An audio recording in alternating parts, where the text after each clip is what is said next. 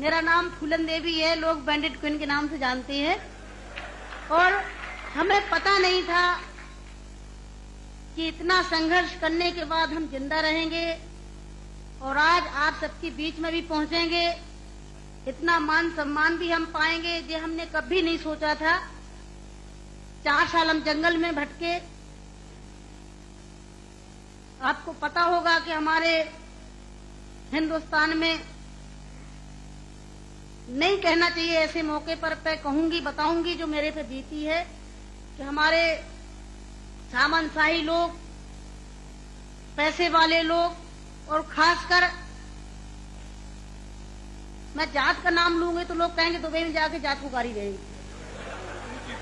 ऐसे ऊंची जाति के लोग जो जात पात को मानते हैं, हम जैसे गरीबों को, दलितों को, दबे कुचलों को, अल्पसंख्यकों को एकदम ये सोचते हैं जी कीड़े मकोड़े हैं, जी इंसान नहीं है। तो उन लोगों को मैंने बताया कि मैं इंसान हूं, अगर हमें तुम मारोगे तो हम भी चुप नहीं बैठेंगे, हम भी जवाब देंगे। और इसलिए मैंने कई दफे सोचा कि मैं आत्महत्या कर लूं, मर जाऊं, पर मैंने सोचा कि मरती तो हजारों लड़कियां रोज हैं। बताओ, हमें डाकू के नाम से जानते हैं लोग, डाकू, फूलन देवी डाकू। बताओ, मेरी 4 हाथ पैर हैं। कहते चम्मिल घाटी की है, चम्मिल घाटी की। चम्मिल घाटी मेरी माँ बाप है। अरे मैं माँ बाप से पैदा हुई हूँ। मेरा कसूर यही है कि मैं झोपड़ी में पैदा हुई, गरीब परिवार में पैदा हुई, दबी कुचली समाज में पैदा हुई, तो हमें जीने का अधिकार है नहीं। मेरे भाई और बहनों, मैंने कोई बुरा काम नहीं किया। मैं तो वहां भी मंच में बोलती हूँ, अब्बू भाई के साथ में तो कई सभाएं हुई हैं, बहुत बड़ी बड़ी सभाएं हुई हैं, कि मैंने कोई बुरा नहीं किया है। आपने सुना होगा, सुना का आप तो वहीं के सब रहने वाले हैं, कुछ हमारे भाई हैं यहाँ के, है कि एक सीता के कारण इतने बड़े जो रावण का आज तक पुतला फूंकते हैं, उसका यही कसूर था कि खाली एक औरत को उठा ले गया तो आज तक पुतला फूंकते हैं। मैंने क्या बुरा किया?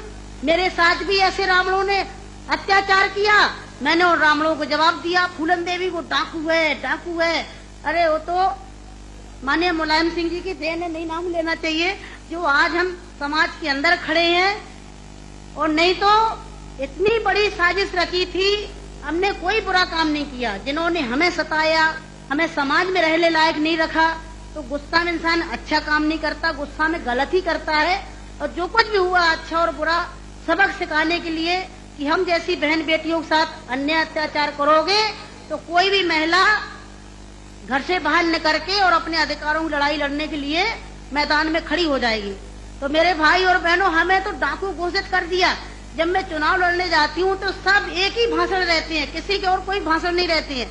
बताओ, मैं डाकू दिखाई देती हूँ? क्या होता है डाकू? है तुमने हमें सताया, हमें लूटा पीटा। डाकू तो वो बेईमान जो हम जैसी महिलाओं को लूटते पीटते हैं। तो मेरे भाई और बहनों, 4 साल में जंगल में भटकी, 11 साल में जेल में रही, और जेल में भी हमें पागलों के साथ रखा गया था। अच्छी जगह नहीं रखा गया, जहीं पागल महिला थी, पागल महिलाओं में रखा गया था। 11 साल तक हमें जेल में रखने के बाद कोर्ट में पेश नहीं करा गया। और जब जेल से छोड़े गए तो बहुत बड़ा हमारे हिंदुस्तान में तूफान आया कि इतनी बड़ी डाकू को छोड़ दिया गया, बहुत बड़ा अन्याय हुआ। बस आप सबका प्यार था, आशीर्वाद था, कुछ ऊपर वाले की भी दुआ थी, जो आज आप सबके बीच में